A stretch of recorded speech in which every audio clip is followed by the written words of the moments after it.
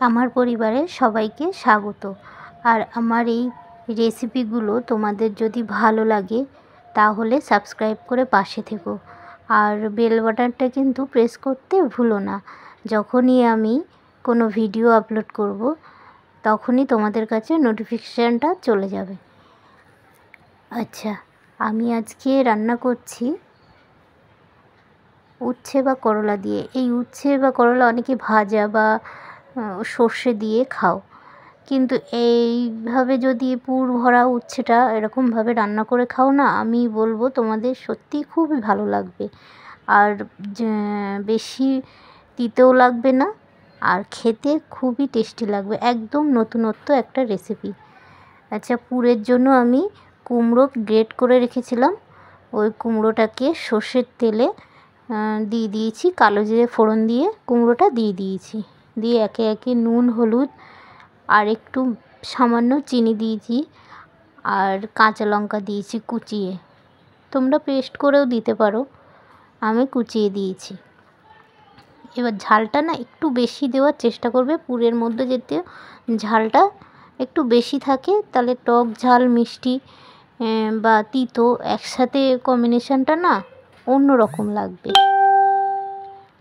এবারে ওই কুমড়োটা দিয়ে না, কুমড়ো দিয়ে একটু বেশি জল বেরোয়, ওই জল জল ভাবটা না বেশ অনেকক্ষণ ধরে নেড়ে নেড়ে নেড়ে নেড়ে পুরো শুকিয়ে নিতে হবে। যেহেতু এটা পুর হিসেবে ব্যবহার করব, ওই জন্য নেড়ে নেড়ে শুকিয়ে নিতে হবে। আর এই উচ্ছেগুলোর গায়ে যে উচ্ছের একটা ডুমুডুমু যে আকৃতি থাকে, ওইটা না আমি আলু ছিলনা দিয়ে ছিলে ওইটাকে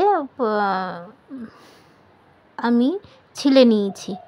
নিয়ে মাঝখান দিয়ে চিড়ে ভিতরের দানাগুলো বের করে নিয়েছি, নিয়ে ধুয়ে রেখেছিলাম।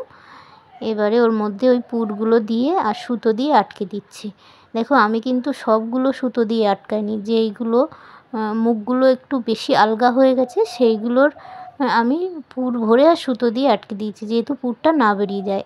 আর সবগুলো মুখগুলো না একটু টাইট ছিল, যখন পুরগুলো দিয়েছি মুখগুলো অলরেডি নিজে থেকেই আটকে যাচ্ছিলো, টেনে খুলতে পারছিলাম না, ওই জন্য ওইগুলো আর সুতো দিয়ে আটকাইনি। এবারে আমি আবারও কড়াইতে সর্ষের তেল দিয়েছি, একটু বেশি করে সর্ষের তেল দিয়েছি। দিয়ে ওর মধ্যে একে একে ওই পুর ভরা উচ্ছেগুলোকে দিয়ে ডুবো তেলে ভেজে নেব। আর এই সময় না গ্যাসের ফ্লেমটা সবসময় লোতে রাখবে। আর পুরোটাই ভাজা করেছি আমি, চাপা দিয়ে দিয়ে ভাজা করেছি। এই চাপা দিয়ে দিয়ে ভাজা করেছি, আর মাঝে মাঝে একটু খুলে খুলে উল্টে দিয়েছি। দিয়ে বেশ দেখো সব দিকে পুরো ভাজা হয়ে গেছে, লাল লাল করে ভেজে আমি সব উচ্ছেগুলোকে, পুর ভরা উচ্ছেগুলোকে তুলে নিয়েছি। এবার ওই তেলের মধ্যেই আমি কালো জিরে আর একটু শুকনো লঙ্কা দিয়ে দেবো। দিয়ে যখন ফোড়নটা বেশ হয়ে যাবে, তখন ওর মধ্যে আমি সর্ষে দিয়ে দেবো। সর্ষেটা আমি প্যাকেটের সর্ষে দিয়েছি, তোমরা বাটা সর্ষেও ইউজ করতে পারো।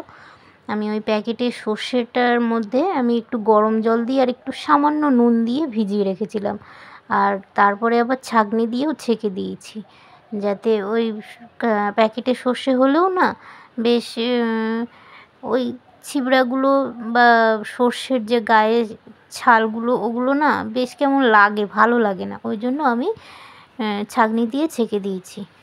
এবারে একে একে আমি নুন, হলুদ, একটু মিষ্টি দিয়ে আবারও একটু 10 থেকে 20 মিনিট চাপা দিয়ে রেখেছিলাম। চাপা দিয়ে রাখার পরে দেখো হয়ে গেছে।